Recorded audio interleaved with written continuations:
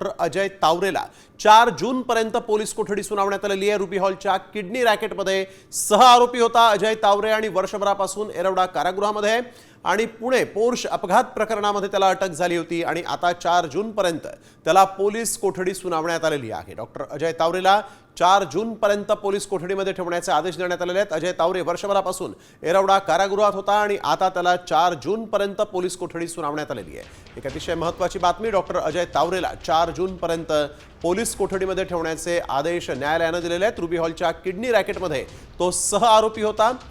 यावेळी एक सगळ्यात महत्त्वाची बातमी आपण बघतोय, पुण्यातली डॉक्टर अजय तावरेला 4 जून पर्यंत पोलीस कोठडीत ठेवण्याचे आदेश देण्यात आलेले आहेत। अक्षय बडवे आमचे प्रतिनिधी आपल्या सोबत यावेळेस फोन लाईनवरून जोडले गेलेले आहेत। अक्षय, काय या प्रकरणाची अधिक माहिती आहे? निश्चितपणे जर पाहिलं तर अजय तावरे हे ससूनचे वैद्यकीय अधीक्षक असताना त्यांच्याकडे मोठी जबाबदारी होती एका कमिटीची आणि त्या कमिटीचे अध्यक्ष ते देखील होते।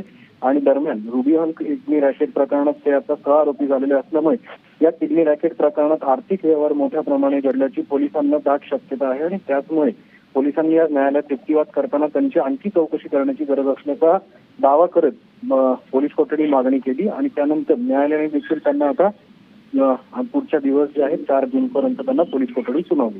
बिलकुल, धन्यवाद अक्षय आपण दिलेल्या सविस्तर माहितीसाठी। तर आपण बघतोय डॉक्टर अजयला आता 4 जून पर्यंत पोलीस कोठडीमध्ये ठेवण्याचे आदेश देण्यात आलेले आहेत। यानंतर बातमी आहे अहिल्यानगर वासियांची चिंता वाढवणारी। होय, अहिल्यानगर जिल्ह्यामध्ये 2 कोरोना बाधित रुग्ण समोर आलेले आहेत। एकावर शहराच्या खासगी रुग्णालयामध्ये उपचार सुरू आहेत तर दुसऱ्या रुग्णाला उपचारांसाठी पुण्याला हलवण्यात आलेलं आहे।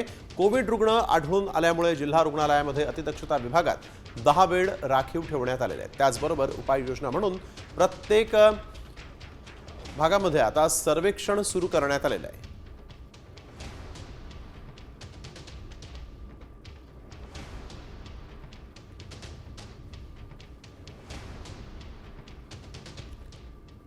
तर देशामध्ये कोरोना रुग्णांची संख्या झपाट्याने वाढतेय। देशात सक्रिय कोरोना रुग्णांची संख्या 4000वर गेलेली आणि यामध्ये केरळमध्ये सर्वाधिक 1435 रुग्णांची नोंद झाली।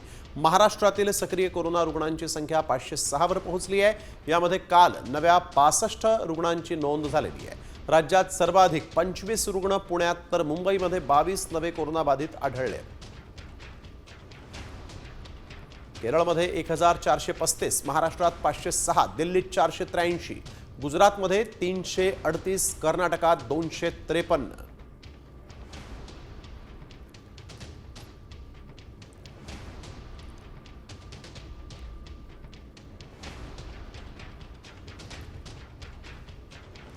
यानंतर महाराष्ट्राच्या राजकीय विश्वातली एक महत्त्वाची बातमी, ठाकरे गटाचे नेते सुधाकर बडगुजर यांनी मुख्यमंत्री देवेंद्र फडणवीसांची आज भेट घेतलेली आहे। बडगुजर मुख्यमंत्री देवेंद्र फडणवीसांच्या भेटीला पोहोचले। सुधाकर बडगुजर ठाकरेंच्या शिवसेनेचे उपनेते आहेत आणि संजय राऊत नाशिकमध्ये असतानाच बडगुजर यांनी देवेंद्र फडणवीस यांची भेट घेतलेली आहे आणि त्यांना एक निवेदन देखील दिलेलं आहे। काही वेळांसाठी चर्चा देखील बडगुजर यांनी देवेंद्र फडणवीसांसोबत केलेली आहे। त्यामुळे सुधाकर बडगुजर यांच्या मुख्यमंत्र्यांच्या भेटीनं आता चर्चेला सुरुवात झालेली आहे। सुधाकर बडगुजर हे मुख्यमंत्री देवेंद्र फडणवीसांच्या भेटीसाठी आज नाशिकमध्ये आपण बघतोय कशा पद्धतीने त्यांनी मुख्यमंत्र्यांना यावेळेस भेटून त्यांच्यासोबत काही मिनिटं चर्चाही केली।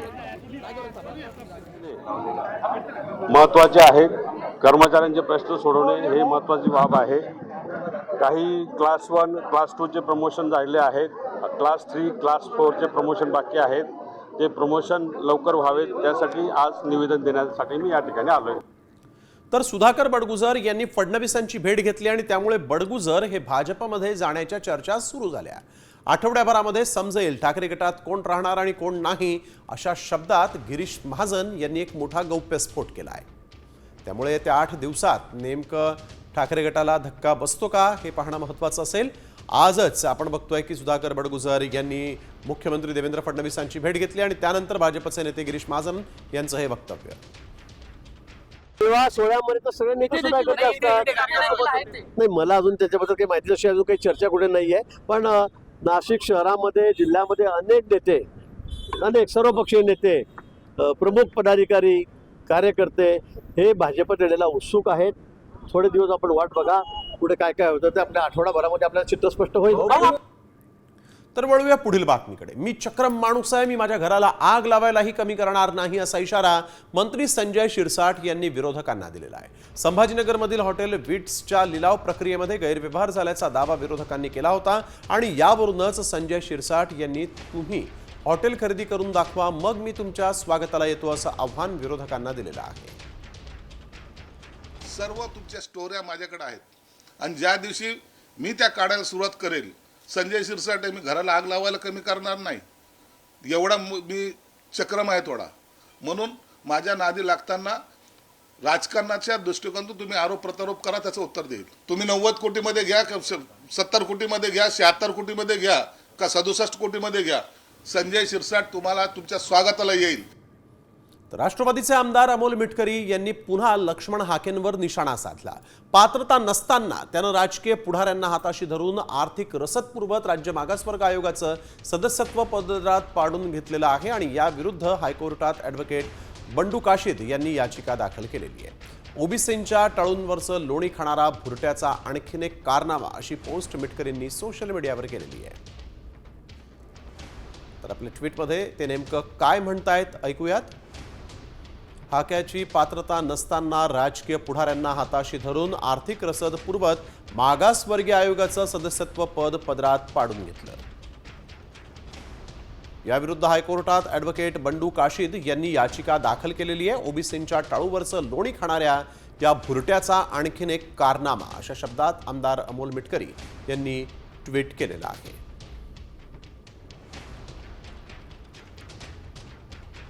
तर वळूया पुढील बातमीकडे. सुनील तटकरेंनी केलेल्या भरत गोगावलेंच्या नॅपकिन नकलीचा शिंदे सेनेचे आमदार जे आहेत त्यांनी चांगलाच समाचार घेतला आणि आगामी काळातील निवडणुका महायुती म्हणून लढणार आहोत, परंतु सुनील तटकरे सारख्या महाभागाचा कुठेच लवलेश असणार नाही असंही दळवींनी म्हटलंय. तर पुढच्या लोकसभेला तुमचा रुमाल पाडणार असा इशारा महेंद्र थोरवेंनी दिला आहे.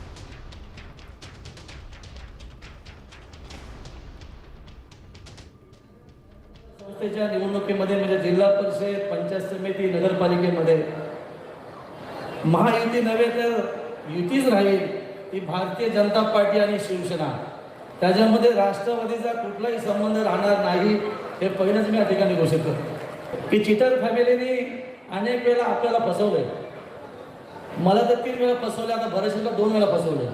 म्हणजे अंकुले साहेबांपासून त्या सर्वसामान्य कार्यकर्त्यांपर्यंत ज्यांनी फसवलंय त्याला या रायगडच्या राजकारणात हद्दपार करायचा आहे. काय सत्तेचा माज दाखवायचा आहे तो दाखवा. रुमाल खांद्यावर घेता काय? तुम्हाला ह्याच रुमालाने पुढच्या येणाऱ्या लोकसभेला जर नाही डोक्यावर रुमाल घालायला लावला ना तर मी पण नाव सांगणार ना महेंद्र थोरवे म्हणून. तुमचा रुमाल काढतो आम्ही बरोबर. तर वळूया पुढील बातमीकडे. पालकमंत्रीपदाचा तिढा लवकरच सुटेल असं बावनकुळेंनी म्हटलंय. मुख्यमंत्री पालकमंत्रीपदाचा तिढा सोडवतील, महायुतीत ठिणगी पडू देणार नाही. महायुतीत आलमेल ठेवण्याची जबाबदारी भाजपची आहे असं देखील यावेळेस बावनकुळेंनी म्हटलेलं आहे. महायुतीमध्ये आलमेल ठेवण्याची जबाबदारी भारतीय जनता पार्टी म्हणून आमची जास्त आहे. मी आणि माननीय मुख्यमंत्री नेहमीच पुढाकार घेतो आहे, पक्ष म्हणून आम्ही पुढाकार घेतो आहे, मुख्यमंत्री सरकार म्हणून पुढाकार घेतो आहे की महायुतीमध्ये कोणत्याही परिस्थितीमध्ये कुठेही ठिणगी पडू नये. पालकमंत्री पदाचा तिढासुद्धा लवकर सुटेल अशी व्यवस्था माननीय मुख्यमंत्र्यांनी केलेली आहे. भाजपा म्हणून सर्वात मोठा पक्ष म्हणून एक विनंती राहणार आहे की चव्हाट्यावर वाद नेण्यापेक्षा आपापल्या नेत्याशी बसून आपापले वाद सोडवता येतात. जे आता रस्त्यावर जे वाद काही होतात ते न होता आपापल्या नेतृत्वाशी बोलून वाद संपवले पाहिजे असं मला वाटतं. तर वळूया पुढील बातमीकडे. राणीच्या बागेतील पेग्विन्सच्या इंग्रजी नावावरून ठाकरे सेना आणि भाजप आमने सामने आल्याचं पाहायला मिळत आहे. नव्यानं जन्मलेल्या पेग्विन्सच्या पिलांना मराठी नावं देण्यात यावी अशी मागणी भाजपनं केली. तर यांच्या मुलांची नावं इंग्रजीत आहेत, त्यांचं काय असं म्हणत किशोरी पेडणेकर यांनी भाजपला टोला आणला. नव्यानं जन्मलेल्या पिलांना नॉडी, टॉम आणि पिंगू अशी नावं देण्यात आलेली आहेत.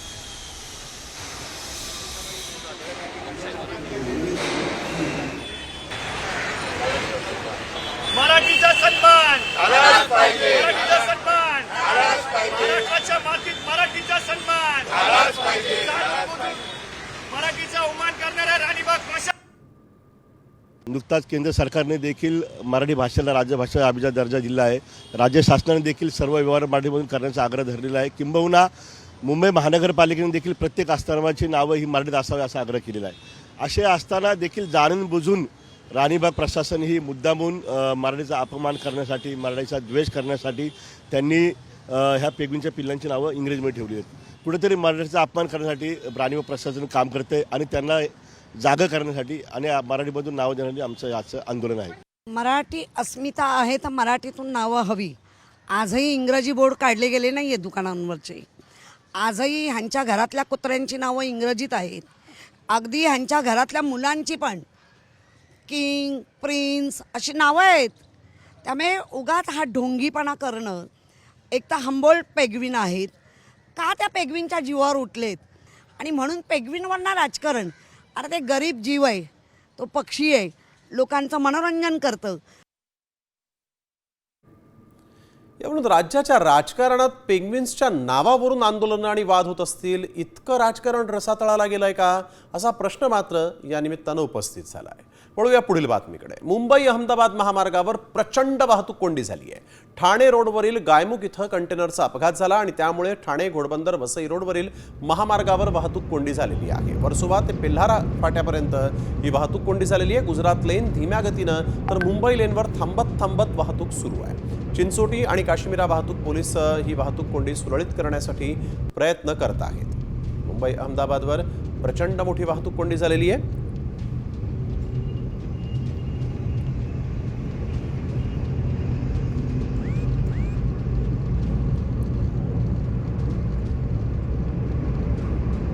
तर वळूया एका अपघाताच्या बातमीकडे. चुकीनं ब्रेकऐवजी एक्सिलेटर दाबल्यामुळे अपघात झाल्याच्या अनेक घटना आपण पाहिलेल्या आहेत.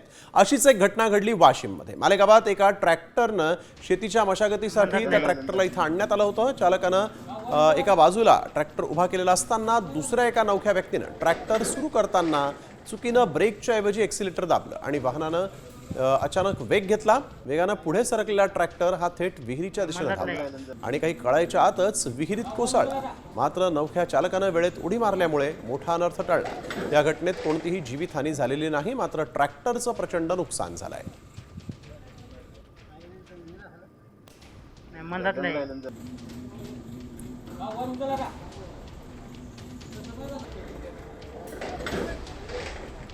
वळूया पुढील बातमीकडे. लाडकी बहीण योजना चुकीच्या पद्धतीनं राबवण्यात आली आणि अपात्र महिलांची अनेक प्रकरणं समोर आलेली आहेत. त्यात अनेक चुका आता झाल्याचं कळत आहे. सरसकट सर्वांना लाभ देणं चुकीचं होतं, अशी कबुली उपमुख्यमंत्री अजित पवारांनी आता दिली. योजनेतील अर्जांच्या पडताळणीचं काम सुरू असून यापुढे फक्त गरजू आणि पात्र महिलांनाच लाभ दिला जाईल, असंही अजित पवारांनी स्पष्ट केलेलं आहे. तसंच अपात्र लाडक्या बहिणींवर कुठलीही कायदेशीर कारवाई करणार नसल्याचंही अजित पवारांनी स्पष्ट केलं आहे.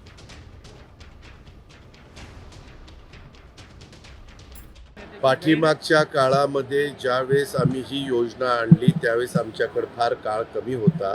तुम्हाला सगळ्यांना आठवत असेल की 2-3 महिन्यातच लगेच निवडणुका लागणार होत्या. त्यावेळेस ह्या सगळ्या गोष्टी तपासण्याच्या करता जेवढे वेळ पाहिजे होता तेवढा मिळाला नाही. तरी आपण आव्हान केलेलं होतं. आपल्याला असं वाटलं होतं की जे त्याच्यात बसत नाही ते अर्ज करणार नाही किंवा मागणी करणार नाही, परंतु काहींनी केलेलं आहे. आता दिलेले पैसे तर आम्ही काढून घ्यायचा प्रश्न येत नाही. तर काही झालं, काही मध्ये कमी केले. आता जसं जसं आपण शोधतोय तसं तसं तुम्ही म्हणताय तशा केसेस पुढे येत आहेत. त्या आल्यानंतर आपण त्याच्यातनं कमी करण्याचा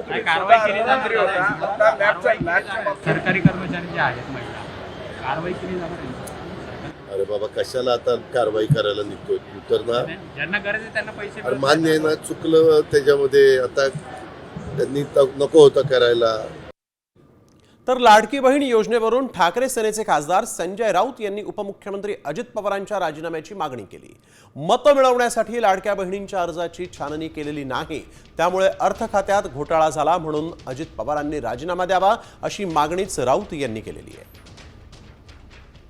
मग त्याबद्दल तुम्ही प्रायश्चित घ्या. प्रायश्चित राजीनामा द्या. अर्थ खात्यातून हा घोटाळा झालेला आहे. पैसे कोणी दिले? या राज्याचे पैसे लुटले कोणी? या राज्याचे पैसे तुम्ही लुटू दिलेत, सरकारी कर्मचाऱ्यांनी हा लाभ घेतला आणि तुम्ही तो घेऊ दिला, तुम्ही छाननी केली नाही. तुम्हाला माहिती आहे, पण तुम्हाला मतं पाहिजे होती आणि अर्थ खात्याच्या माध्यमातून ही लूट झाली संपूर्ण. याचं प्रायश्चित कोणी घेतला पाहिजे, हे काय सांगतायत? पिंपरी चिंचवड पोलिसांनी हगवण्यांचा जेसीबी जप्त केलेला आहे. मात्र हा जेसीबी पुन्हा आता हगवण्यांकडे आल्यामुळे संशय व्यक्त होतोय. तक्रारदार प्रशांत येळवंडे यांच्याकडून जप्त केलेला जेसीबी हगवणेकडे कसा आला याचा आता शोध माळुंगे पोलिसांकडून घेतला जातोय. ज्या गोडाऊनमध्ये हा जेसीबी होता त्या मालकाकडे आता संशयाची सुई आहे. मंगळवारी शशांक आणि लता हगवणेंचा माळुंगे पोलीस ताबा घेणार आहेत. त्यांना अटक केल्यावर होणाऱ्या चौकशीमध्ये याचा खुलासा होऊ शकतो अशी माहिती माळुंगे पोलिसांकडून देण्यात आलेली आहे.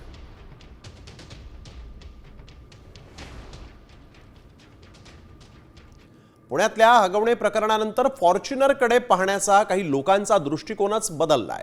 अशातच करमाळ्यामध्ये सामाजिक कार्यकर्ते अतुल खुपसे यांनी त्यांच्या फॉर्च्युनरवर लिहिलेल्या मजकुरामुळे सोशल मीडियावर चर्चा रंगली आहे.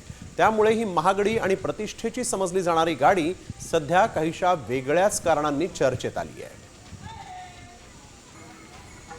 हगवणे कुटुंबामुळे बदनाम झालेली फॉर्च्युनर जिथं जिथं आम्ही कार्यालयात जाऊ, वेगवेगळ्या गावाला जाऊ, ज्या ज्या ठिकाणी एखाद्या हॉटेलवर जरी उतरलं तरी विचारलं जातं की फॉर्च्युनर तुमची आहे का सासऱ्याची आहे, सासऱ्याकडून घेतली का बळजबरीनं सासऱ्याकडून घेतली का तुम्हाला दिली. म्हणजे फॉर्च्युनर गाडीला बदनाम केलेलं आहे हे हगवणे कुटुंबामुळं. म्हणून सर्वसामान्य शेतकऱ्यांच्या पोराला आपण मुली दिली, कष्टकऱ्याच्या पोरांना मुली दिल्या तर मुलींचं जीवन इथून पुढे सुखकर होईल आणि हगवण्यासारखी प्रकरणं होणार नाही. तशी तर ती मी मोठ्या घरची राणी, मात्र बदनाम केलं मला हगवणे यांनी, असं त्यांनी फॉर्च्युनरवर लिहिलंय. मी फॉर्च्युनर, माझा रुबाबच वेगळा, हगवणे कुटुंबामुळे नाव ठेवू लागलंय गाव सगळं. अतुल भाऊंनी मला रोखीत विकत घेतलंय, पण हगवण्यांमुळे फॉर्च्युनर जातीला लोकांनी धू धुतलंय. तर एवढ्या लाखोंची गाडी घ्यायची आणि त्यावर असं स्पष्टीकरण द्यायचं म्हणजे एक नवलच म्हणावं लागेल. वळूया पुढील बातमीकडे. चंद्रपुरातील बालाजी हॉस्पिटलमध्ये तोडफोडीची घटना घडली आहे. राष्ट्रवादी काँग्रेसचे माजी शहराध्यक्ष प्रदीप रत्नपारखी यांच्या मृत्यूनंतर संतप्त कुटुंबियांनी हॉस्पिटलमध्ये शिरून तोडफोड केली. रत्नपारखी यांना 5 दिवसांपूर्वी हार्ट अटॅक आला होता. हॉस्पिटलमध्ये उपचारानंतर त्यांना डिस्चार्ज मिळाला, मात्र पुन्हा त्रास सुरू झाल्यामुळे हॉस्पिटलमध्ये दाखल केलं असता रत्नपारखी यांचा दुर्दैवी मृत्यू झाला. त्यामुळे डॉक्टरांवर हलगर्जीपणा केल्याचा आरोप करत रत्नपारखी कुटुंबियांनी तोडफोड केली. या प्रकरणी पोलिसात तक्रार दाखल करण्यात आलेली आहे.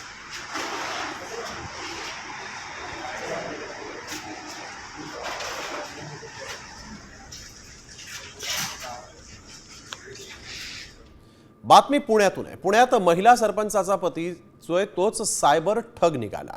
आरोपी तुषार बाजंत्रीला मग पुणे सायबर पोलिसांनी अटक केली असून तो रोह्यातील कोकबन गावचा आहे. तो राज्यातील एका सत्ताधारी पक्षाशी निगडीत असून त्याचे फोटो एका बड्या नेत्यासोबतही होते. त्यानं पुण्यासह देशातील अनेक नागरिकांना डिजिटल अरेस्टची भीती घालून कोट्यवधी रुपये उकळले. त्याच्या वडिलांचा देखील या गुन्ह्यामध्ये सहभाग आहे. सध्या ते फरार असून पोलीस त्यांचाही कसून शोध घेत आहेत. सागर आव्हाड आमचे प्रतिनिधी आपल्यासोबत यावेळेस फोन लाईनवरून जोडले गेलेले आहेत. सागर, आपण बघतोय सरपंच महिलेचा पती जो आहे तोच सायबर ठग निघाला आहे आणि एका सत्ताधारी पक्षासोबत त्याचे संबंध असल्याचं कळत आहे. काय या संदर्भातले अधिकचे अपडेट? नक्कीच नाही, अत्यंत महत्वाची बातमी आहे. सायबर चोरटा हा आहे आणि एका गावचा, रोहा तालुक्यातील कोकबन गावचा हा सरपंचाचा पती आहे. एका सत्ताधारी पक्षाच्या नेत्याशी तो जवळीक असल्याची माहिती समोर मिळतीये. त्याने आतापर्यंत 4 राज्यातील लोकांना गंडवलेलं आहे आणि मोठी कोट्यवधी रुपयाची माहिती आहे ती जमवलेली आहे.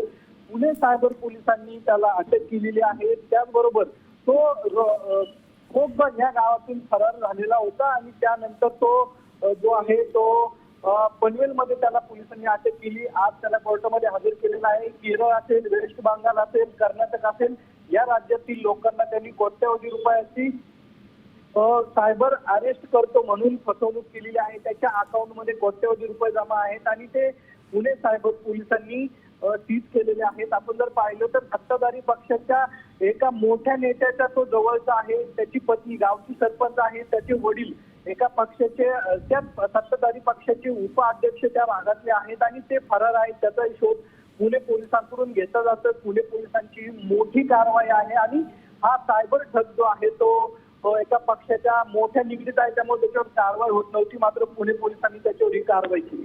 अगदी राजकीय घराण्यातला हा सायबर ठग आणि त्याच्यावर आता काय कारवाई होते हे पाहणं देखील तितकंच महत्त्वाचं आहे. सागर, धन्यवाद आपण दिलेल्या सविस्तर माहितीसाठी. तर आपण बघतोय सरपंच महिलेचा पतीच सायबर ठग निघालेला आहे.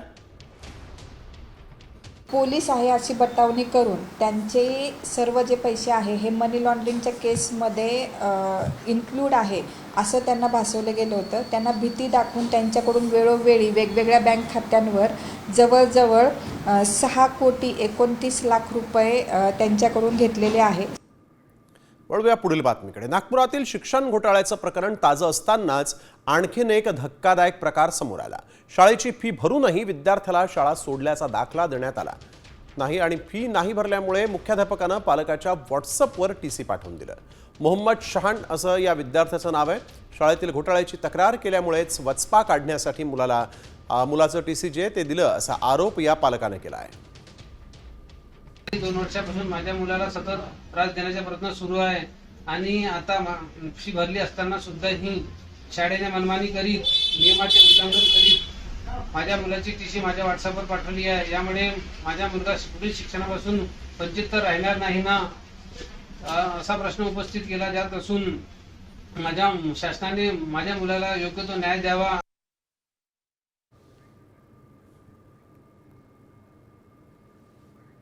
वळूया पुढील बातमीकडे. वन विभागाच्या मोकळ्या जागेवर दारू पार्टी करणाऱ्या तळीरामांना वन अधिकाऱ्यांनी चांगलीच अद्दल घडवलेली आहे. मोकळ्या जागेमध्ये दारू पार्टी करणाऱ्या या 3 मित्रांना उठाबशा काढायला लावलेल्या आहेत. छत्रपती संभाजीनगरच्या देवळाई परिसरातली ही सगळी घटना आहे. व्यवस्थित मोठा मोठा मोजा.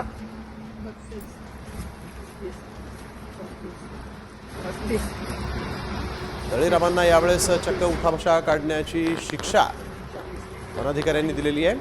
वन विभागाच्या हद्दीतील मोकळ्या जागेमध्ये बसून हे तळीराम जे आहेत ते दारूच्या पार्ट्या झोडत होते आणि यावेळेस वनाधिकाऱ्यांनी या लोकांना हटकलं आणि त्यांना उठाबशा काढण्याची शिक्षा दिलेली आहे.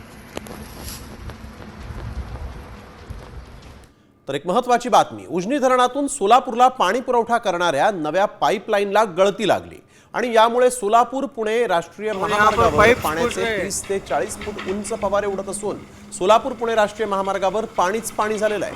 लंबोटी गावाजवळील चंदननगर इथं ही पाईपलाईन फुटली. यामुळे लाखो लिटर पाणी वाया गेलं आहे.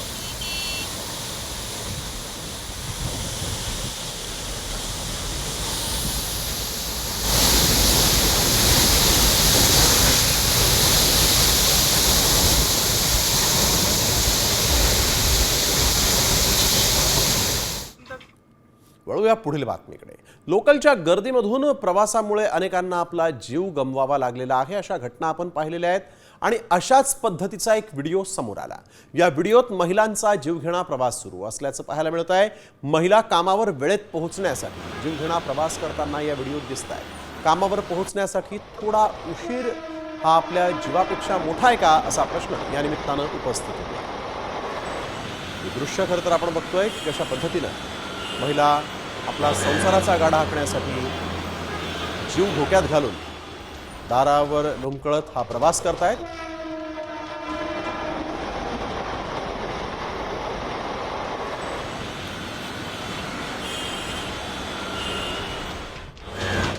मुंबईतून कोकणात आता अवघ्या 4 तासात जाणं शक्य होणार आहे. होय, रत्नागिरी हायस्पीड ग्रीनफील्ड महामार्ग कोकणासाठी गेम चेंजर ठरणार आहे. या हायस्पीड महामार्गाची रूपरेषा जाहीर करण्यात आलेली आहे. 41 भोगदे, 51 मोठे ब्रिज आणि 68 ओव्हरपास या महामार्गावर असणार आहेत. तब्बल 68,720 कोटी रुपयांचा 376 किलोमीटर लांबीचा हा महामार्ग उभारण्यात येतोय. तर रत्नागिरीतून आढावा घेतला आमचे प्रतिनिधी अमोल कलाई यांनी. मुंबई आणि कोकणातील अंतर आता अवघ्या 4 तासांचं होणार आहे. कारण मुंबई कोकणासाठी आता नव्या महामार्गाची घोषणा करण्यात आली आहे. ग्रीनफील्ड हायवे हा असणार आहे आणि कोकणासाठी हा हायवे हा हायस्पीड असणार आहे आणि कोकणासाठी ग्रीनफील्ड महामार्ग हा कोकणासाठी गेम चेंजर असणार आहे. या कोकणाच्या हायस्पीड ग्रीनफील्डची महामार्गाची रूपरेषा देखील जाहीर झालेली आहे. या महामार्गावरती 41 बोगदे असणार आहेत. 51 मोठे ब्रिज असणार आहेत आणि 68 ओव्हरपास असणार आहेत. त्याचबरोबर हायस्पीड ग्रीनफील्ड महामार्गावर हा महामार्ग जो आहे तो 376 किलोमीटर लांबीचा असणार आहे आणि यासाठी 68,720 कोटी रुपये खर्च अशी तरतूद या महामार्गासाठी करण्यात आलेली आहे. या हायस्पीड महामार्गासाठी 6 मार्गिका आणि 100 मीटर रुंदीचा हा महामार्ग असणार आहे. हा महामार्ग आता केव्हा होणार आणि किती वेळामध्ये पूर्ण होणार याकडेच आता कोकणवासियांचं लक्ष लागून राहिलेलं आहे. अमोल काले, साम टीव्ही, रत्नागिरी. केंद्रीय रस्ते वाहतूक मंत्री नितीन गडकरी यांनी कंत्राटदार आणि टोल चालकांना इशारा दिलाय. मी काही कंत्राटदार आणि टोलवाल्यांना तुरुंगात टाकणार असल्याची गडकरी यांनी धमकीच दिलेली आहे. तुरुंगात टाकून त्यांचे फोटो काढणार असल्याचंही यावेळेस नितीन गडकरी यांनी म्हटलेलं आहे.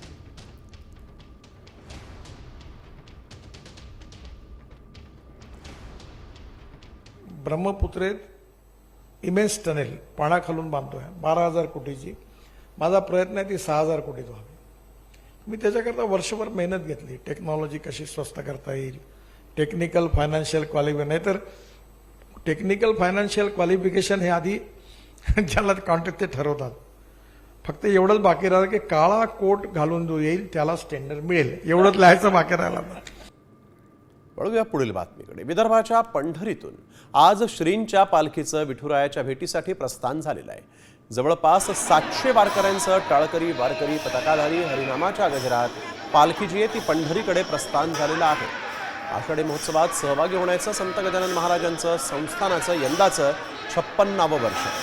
गजानन महाराज यांच्या पालखीचं अकोला जिल्ह्यामध्ये पालखी दाखल झालेली आहे. पारस तिथं पालखीचा रात्रीचा मुक्काम असणार. पंढरीनाथाच्या भेटीसाठी प्रत्यक्ष गजानन महाराजांनी हजारो वारकऱ्यांसह वारी केल्याचे दाखले मिळतात आणि त्यामुळे देखील वारीला असलेली परंपरा ही संतांनी गेल्या 55 वर्षांपासून अखंड जपली आहे.